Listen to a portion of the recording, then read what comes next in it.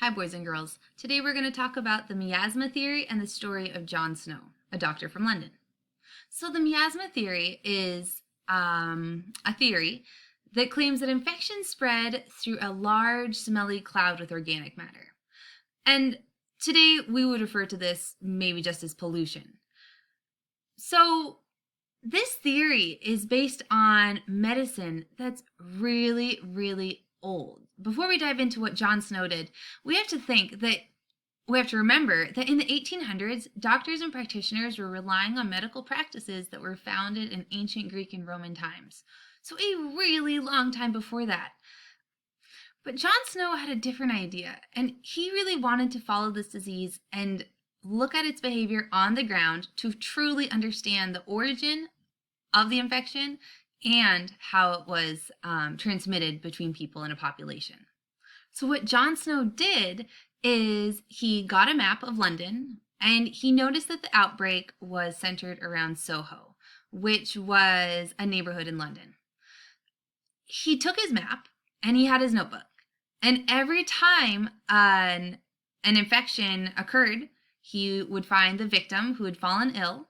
If they were no longer alive to speak for themselves, he worked with relatives or housemates, and he tracked the behavior of that person before the onset of their symptoms. So he began to collect this giant document of information about how people were moving through the city and what steps they might have taken before they got infected in order to understand what piece it was that was leading to the infection. And he noticed a pattern. So in 1854, as this outbreak was going on, he found that the thing that all the infections had in common was they had all gotten water from the Broad Street pump. So the Broad Street pump was a water pump, and it was there that he began to realize that cholera was transmitted through water.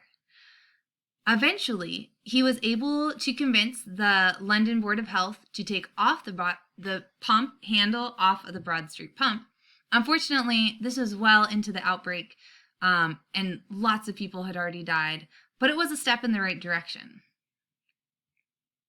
So, knowing that most medical practitioners were prescribing to really, really old beliefs during this time, do you think John Snow's ideas and theories were readily accepted right away?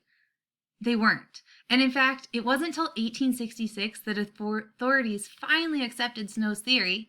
And remember, his theory is that there are microbes in water and that those microbes can potentially make us sick. So remember that. And by 1866, Snow had already died. However, his contributions to science, medicine, and social health lived on.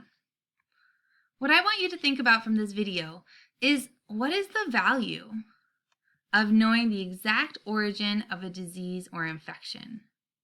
What information does that give us, and why is that valuable? And the second question is, why is it important to know how an infection moves around a population? Basically, how is a disease or infection transmitted? All right, good luck. Let me know if you have any questions.